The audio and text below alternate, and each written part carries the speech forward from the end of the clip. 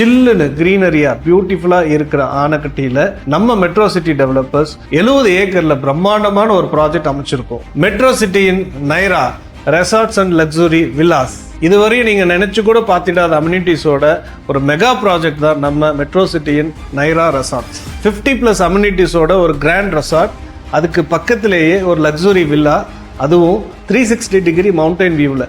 இனி ஆனக்கட்டியின் லேண்ட்மார்க்கா மாறும்போது நம்ம மெட்ரோ சிட்டியின் நைரா ரெசார்ட்.